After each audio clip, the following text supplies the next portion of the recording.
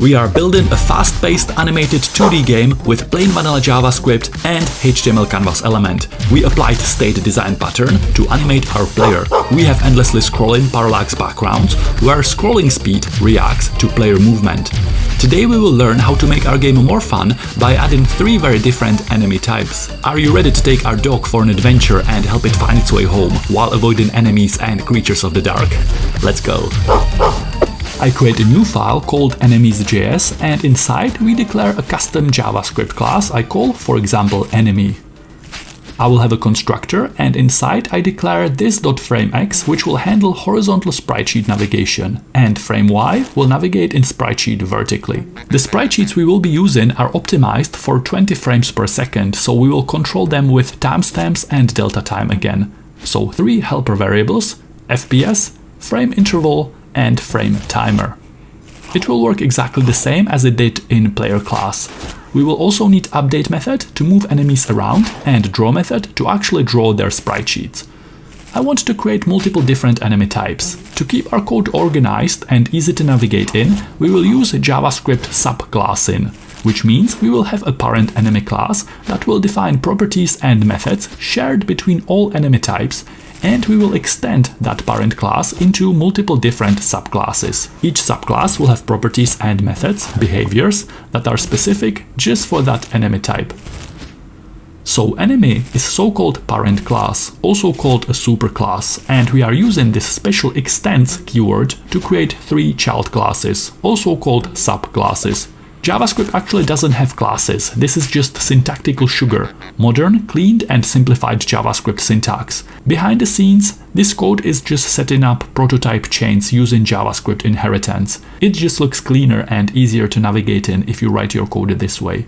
So we have a parent enemy class and 3 child classes called flying enemy, ground enemy and climbing enemy. All 3 child classes are using extends keyword pointing towards their parent enemy class.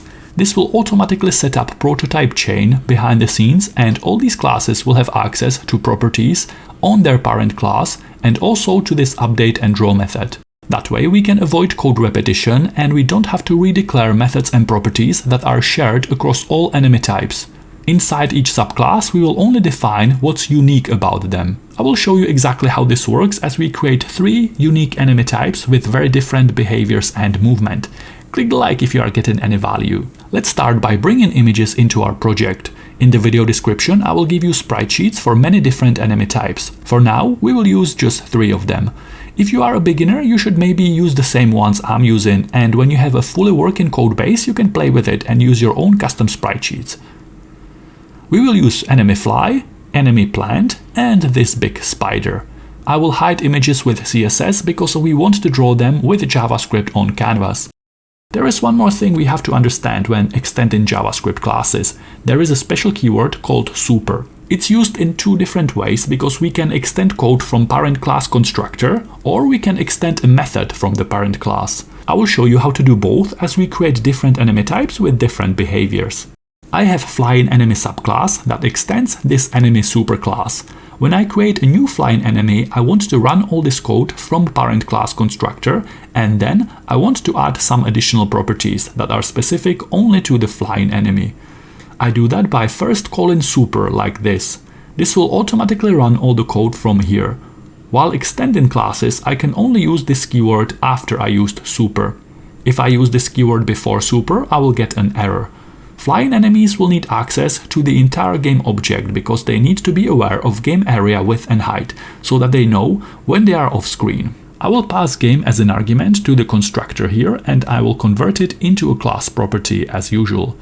Each enemy type will also need width and height, but because each enemy type has a different size, I couldn't put these values on the parent class. Width and height will be declared here. I look at my fly sprite sheet and I can see that the width of a single frame is 60 pixels and the height is 44 pixels. Each enemy will also need starting X and Y coordinates. Flying enemy will start at a different position than a ground enemy, so X and Y properties will also have to be on the child class, not on the parent class. Speed X will be horizontal speed and max frame on our fly sprite sheet is 5. By the way, all my flying enemies will be flies for now, but I could also have multiple flying enemy types. I can have flying enemy class that extends parent enemy class, and I can have a bird, fly and ghost classes that extend flying enemy class. We can go down multiple levels if we want to. In that scenario, flying enemy class would only have properties and methods shared between all enemy flyers, and things like width and height, speed X or max frame would be declared separately on each subclass because each enemy will have different sprite sheet. We are keeping our code modular and well organized so that it's easy to make these changes later if we want to. Inside update method on the parent class we will handle movement. For every animation frame, I want the horizontal X coordinate of the enemy to be increased by its speed X property. I will do the same for vertical Y coordinate and speed Y property. We will also handle cycling through sprite frames here. It will work exactly the same as it does for our player sprite sheet. Update method will have access to delta time, difference in milliseconds between the previous and the current animation frame. If frame timer from line 7 is more than frame interval from line 6, we reset frame timer back to 0 so it can count again for the next frame, and we serve the next horizontal frame in the sprite sheet. Or if we are at the last horizontal frame, we reset back to frame x0. Else, meaning frame timer is not yet higher than frame interval, we keep increasing frame timer by delta time until it gets there. Draw method will expect context as an argument. Inside, we will draw enemy sprite sheet using Canvas draw image method. It will need 9 arguments. The first argument is the image we want to draw. I will hold a reference to that image in this.image property. Since each enemy type will have a different sprite sheet, it needs to be placed here on flying enemy class. I use getElementById and I will point it towards this img element with an id of enemy underscore fly from line 19 in index.html. So drawImage expects 9 arguments in this case. The image we want to draw, source X, source Y, source width and source height of the rectangle we want to crop out from the source sprite sheet, 1 frame, and destination X, destination Y, destination width and destination height to specify where to place that image on destination canvas. It will work exactly the same as it does with player. We already explained before how frame X multiplied by the width of a single frame travels sprite sheet horizontally. Source Y argument will always be 0 because enemy sprites will only have 1 row. So we have image to draw. These 4 values define what to crop out. These 4 values define where to place that cropped out image on canvas. As I said before, we can extend parent class constructor using super keyword. We can also extend a method from a parent class. In this case, I want to have update method on flying enemy type. I want it to first run all the code from update method on the parent class, and then I want to add a little bit of code that will be specific only for flying enemies. Update method will expect delta time as an argument. I will call update method on the parent class from line 9 by saying super, referring to its superclass, .update, and I pass this delta time long because it's expected here on line 9. Doing that will first run all the code between lines 9 and 19. That code will be shared for all enemy types. After I run that code, I will add a little bit of code that will be specific only for flyers. I can make them do so many different things here. I made a special episode focusing only on enemy movement patterns before. Let's just pick one. Maybe I want vertical wavy movement. Before we do that, let's actually add some enemies into the game to see how the movement changes. Let's make sure we are exporting all our child classes. I imported them up here inside main.js. I want to periodically run some code that will add enemies in a specific interval. I will declare that code in a special method on game class. I call it, for example, addEnemy. We will need some helper properties to build this functionality. This.enemies will be an array. It will hold all currently active enemy objects. Every time addEnemy method runs, it will take this array and it will use built-in JavaScript push method to push one new enemy in there. Push method adds one or more elements to the end of an array and returns the new length of the array. We want to push one new flying enemy in there for now. We are importing flying enemy class here from enemies.js, and here I can see flying enemy class constructor expects game as an argument. So down here in main.js, I'm creating an instance of flying enemy class and I pass it this keyword as an argument referring to this main game object. We will handle enemies here inside update method on game class. Similar to how we use delta time to periodically serve the next frame in our sprite sheet, we will have timer and interval helper variables to periodically add enemies into the game. Enemy timer will start at 0. It will be increasing by delta time. Every time it reaches a value in enemy interval, we will add one new enemy into the game and we will reset enemy timer back to 0. Let's say I want to add a new enemy every second, so 1000 milliseconds. Let's write that logic in code. If enemy timer from line 23 is more than enemy interval from line 24, call this.addEnemy custom method from line 38. And also reset enemy timer back to 0 so it can count again towards the next enemy time. Else, keep increasing enemy timer by delta time until we reach enemy interval again. Let's put a console log inside addEnemy to see if it's working. I will console log this.enemies array from line 22. Nice, you can see as the game runs, every second, one new flying enemy object is added into enemies array. Perfect. So all our enemies are held inside this.enemies array. I will run through the array and I will trigger their update method to make sure they move around. For each method executes a provided function once for each array element. I will use fat arrow ES6 syntax here. In the callback function, I just trigger update method on each enemy object and I pass it delta time from here, because I know it's expected there. I will do the same thing inside the draw method. I will cycle through all enemy objects and I will trigger their draw method. I pass it context as an argument. I don't see any enemies coming. Let's try to use minus equals here to make them move to the left. Still nothing. I'm console logging enemies array, so let's check the console. I open up the array. Let's change the initial x and y coordinates to 50-50 now. If I open the array again and I check one of my flying enemies, I can see their vertical y coordinate is none, not a number. JavaScript doesn't know where to draw them vertically. Let's track the problem. I define vertical y coordinate correctly on line 33, but as the game runs, I'm increasing it by speed y property here on line 12. Speed y doesn't exist, so as a result we are breaking our code. I will define vertical speed y property on my flying enemy class. Let's set it to 0. Nice, we have enemy flies moving from right to left from the initial starting coordinates 50-50 as defined here. I actually want them to start from the point just behind the right edge of available game area, so the initial x coordinate will be this.game from line 29.width. Nice. I randomize vertical y coordinate to spread them around. I want them to only move in the upper half of the game area, so math.random times this.game.height times 0.5. In console you can see we have an endlessly increasing array as more and more enemies are being added. I actually want them to be removed when they fly past the left edge of screen. I will check if enemies are off screen in this area. If horizontal coordinate of the enemy plus its width is less than 0, meaning it's completely hidden behind the left edge, set its marked for deletion property to true. This property will be shared for all child classes, so I can define it only once up here on the parent class.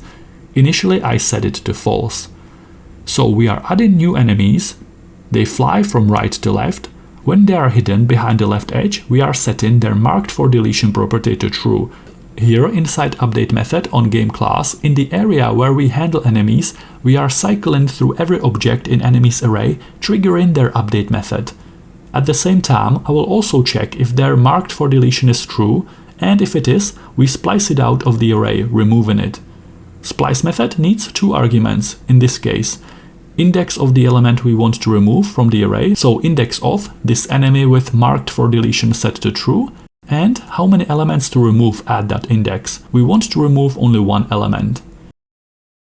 Now I check in the console and I see that new enemies are being added and old enemies are being correctly removed. Perfect. Let's play with the movement a little bit. I can do so many things here and there's a special episode about it. I can, for example, randomize their horizontal speed x value so that each enemy flies at a slightly different speed. Let's try a random value between 1 and 2 pixels per frame. I can also randomize their initial x coordinate so that we get even more randomness in their spacing.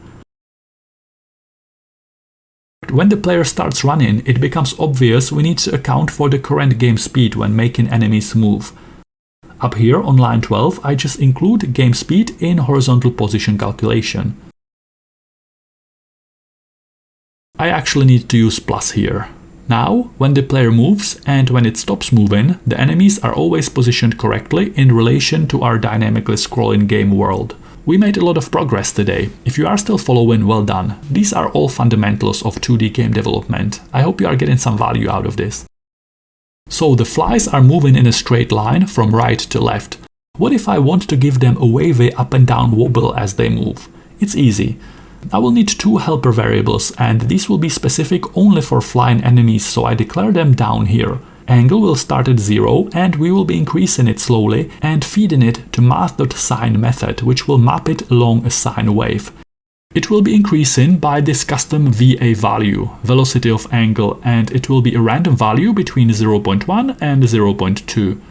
Inside update method on flying enemy class, I first trigger all the code from the parent enemy class, and I will add some extra custom code that will be specific only for flying enemies. For every animation frame, I will increase angle by VA value. And then I update vertical y coordinate by math.sine of this ever-increasing angle value. Passing a slowly increasing angle to math.sine will map positions of our enemies along a sine wave. We can also create a circular movement by using math.cosine on horizontal x coordinate. For now, let's leave it like this. We have our flying enemy type, perfect. Let's create a ground enemy. It will be a plant, so it will have different behavior. It will be much simpler to implement. Let me show you. Class ground enemy extends enemy, so again, this class will automatically inherit everything from the parent enemy class we declared up top. The only properties we will declare here are the ones that are specific to ground enemies. Shared properties will be inherited automatically because of this extends keyword. Constructor will expect game as an argument, and we convert it to this.game property. The width of a single frame is 60, height is 87 pixels. Initial x is just behind the right edge of canvas, so this.game.width. We want the enemy to be sitting on the ground level of our game world, so vertical y coordinate will be game height minus height of this enemy minus ground margin. Image will point towards enemy plant image from index.html. Horizontal speed will be 0, and vertical speed will be also 0. This is a plant, it won't move around. Sprite sheet is very simple, it has only 2 frames. Max frame is 1 because we count from 0. If I don't declare update and draw methods at all on ground enemy class, JavaScript will automatically travel up the prototype chain and it will find update and draw method on the parent enemy class. In main.js, inside add enemy function, we only want to be adding ground enemies when we are moving. If we are sitting down, we don't want the game to keep adding new ground enemies because they would just be accumulating off screen. We only want to add a new enemy if game speed is more than 0, when the game is scrolling. And also I don't really want to add it every 1000 milliseconds. Every time add enemy method runs, I only want there to be a 50% chance that we add one, so math.random is less than 0.5. Math.random code like this returns a random value between 0 and 1, so a value lower than 0.5 should occur on average 50% of the time. So every time add enemy method runs, we always add one flying enemy, and if the game is scrolling and this 50% check is true, we also add one new ground enemy. I get an error which tells me I forgot to call superclass constructor on my subclass. Easy to fix.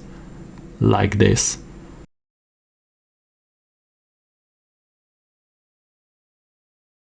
Nice, we have a ground enemy in our game. I can see there is a small wobble between enemy plants and the ground texture. I'm not really sure what's causing it now. If you know, let me know in the comments. We will fix this later. Let's add a climbing enemy. Climbing enemy will be a big spider, suspended from a web. I showed you how to extend update method to make our flies move in a different pattern. I also showed you how it works when you don't need to declare any additional update and draw methods with the plant. Now I will show you how to extend the draw method and how to add some additional graphics, in this case spider webs. Constructor will expect game as an argument. We call super to trigger class constructor from the parent enemy class, This.game is game as usual. Width of a single frame is 120, height is 144 pixels. The initial starting coordinate is behind the right edge of canvas, so this.game.width. Vertical Y coordinate will be a random position in the top half of the available game area. Image will point to the big spider image we linked earlier in index.html. Horizontal speed x will be 0. Our spiders will be moving up and down vertically. Vertical speed y will be either +1 or -1 depending on this math random check. This is so-called ternary operator. We are using it as a simple one-line if-else statement. If math.random is less than 0.5, which should be roughly in 50% of cases, set speed y to 1, else set it to -1. So if condition is true, question mark, return this, else colon, return this. This will make sure some spiders are moving up, some are moving down when they initially spawn in our game. Max frame of spider sprite sheet is 5. Update method will take delta time as an argument. It will first call update method on its parent enemy class to run all the code from there. We will also do the same thing for draw method like this. Here I'm checking if game speed is more than 0 and if random check is less than 0.5, and I'm adding a new ground enemy. I'm going to add else if here, and if this random check is false, and at the same time if game speed is more than 0, we will add one new climbing enemy into our game. Now every second we always get one fly, and we get either one spider or one plant. Nice! I'm extending update method on climbing enemy because I want to climb up and down. When it's moving down and it reaches a bottom boundary we defined here, I want it to kinda bounce and start moving in the opposite direction upwards. Let's make it move upwards whenever it climbs all the way down and touches the ground level. So if vertical Y coordinate is more than game.height minus height of this spider enemy minus ground margin, set its vertical speed to its minus value, so this.speed times -1. Also, I want to set its marked for deletion to true if it climbs off screen vertically, so if this.y is less than minus height of the spider sprite sheet, set its marked for deletion to true. This spider spawned moving up. This one is moving down. When it reaches ground, it bounces and it starts moving back up. Perfect. We are also extending a draw method, so let's draw a spider web. Spiders don't fly, they should be hanging from a spider web. We are calling draw method on the parent enemy class that will handle drawing of the actual spider sprite sheet, and we will add some extra code here just to draw the spider web. I want to create a line, so I start by calling begin path. Move method will set the initial x and y coordinates of the line. I give it coordinates 0, 0 for now, the top left corner of canvas. Line 2 will define the ending x and y coordinates, so I pass it spider's current x position as x and 0 as vertical y. Now I can stroke my line. I don't see any line. Right, I need to use this.y here to move it on screen. And here's our spider web. It works. Let's make it look better. I want it to start from this.x and 0, so just above the spider. Nice, so it goes from the top left corner of spider sprite sheet upwards. I need to center it horizontally, so plus the width of the spider divided by 2, and I increase y by 50 to actually touch the spider image. Almost there, I just need to also offset the initial starting point of the line like this. I'm happy with this. If you are designing a game with multiple levels, you can, for example, have a different flyer, different ground enemy, and a different climbing enemy for each level, so 3 enemy types like this could be enough, depending on your game structure. Also, it's possible to put many more enemy types into the game and mix them together. It's up to you. I gave you all the tools you need. If you have any questions, let me know. We will learn how to handle collision detection next time. We will also apply particle effects to give the player a fire trail, and we will add 2 more states with unique animations for when the player is attacking and when it gets hit. Well done on completing the lesson. See you in the next one.